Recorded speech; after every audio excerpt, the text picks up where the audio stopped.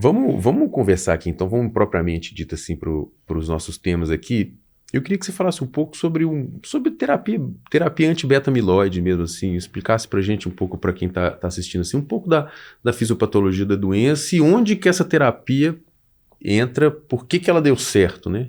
Eu acho que, para começar a falar dela, é como ela surgiu, como que a gente consegue chegar a ela.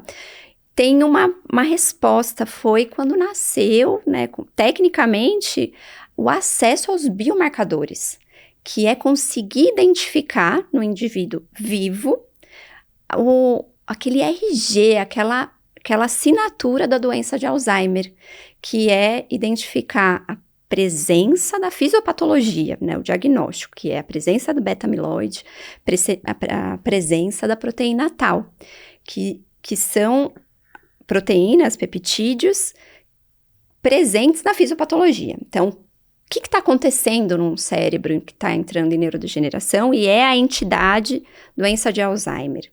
Tem uma disfunção na proteína precursora do peptídeo amiloide, começa a produzir beta-amiloide de uma forma mais disfuncionante, insolúvel, vai fazendo depósito nesse cérebro extracelular.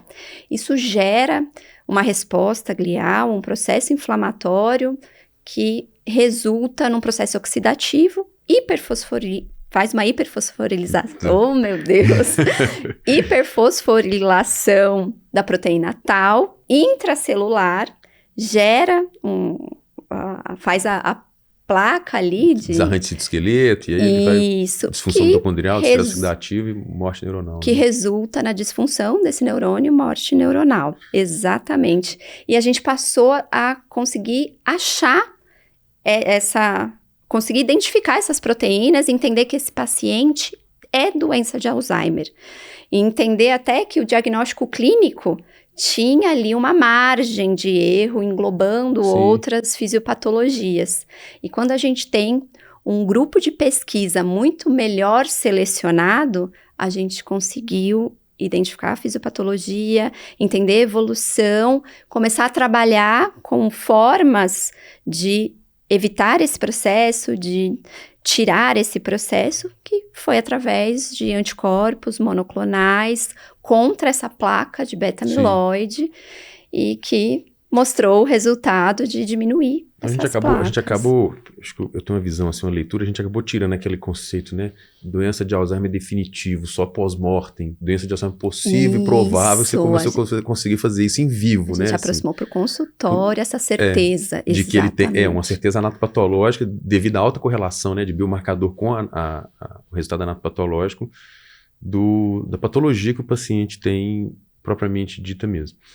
E ainda dentro de terapias beta-amiloides, a gente tem esses anticorpos monoclonais contra a proteína beta-amiloide. E eu queria te fazer uma pergunta, assim, uma pergunta alfinetada, assim, mas eu vou te mandar essa pergunta. Que a gente tem alguns que são contra o beta-amiloide solúvel no líquor, outros que são beta-amiloide depositado. E para a nossa... Você tem até alguns anticorpos monoclonais mais antigos, que eles naufragaram as pesquisas, a maior parte deles são com beta-amiloide solúvel, só que, para nossa surpresa, ou pelo menos para minha surpresa, você tem o donanemab, que ele é predominantemente contra beta-amiloide nos neurônios, insolúvel, né? O que está depositado. E você tem o lecanemab que está dentro dele solúvel, e todos os dois funcionaram, né? Os dois estão funcionando. E essa fisiologia, esse mecanismo de ação, isso tem importância, sim? Você consegue perceber uma importância muito clara dentro do tratamento?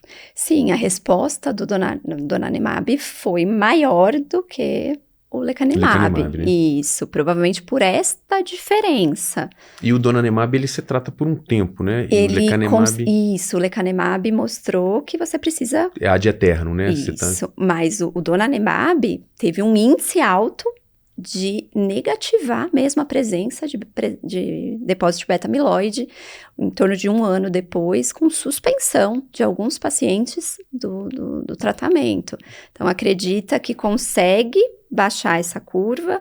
Ainda não tem estudos mais 5 longos, anos, 10 mas anos, pode ser que a gente vá enxergando essa curva e vá ter que achatando achatando ela ao de longo do tempos em tempo. tempos. Ou desejo eu que em um ciclo a gente pare essa fisiopatologia e Eu não preciso, dê você não precisa ser um olhar retratado. de cura. Eu acho difícil. Provavelmente a gente vai ficar acompanhando e de tempos em tempos fazendo ali o tratamento.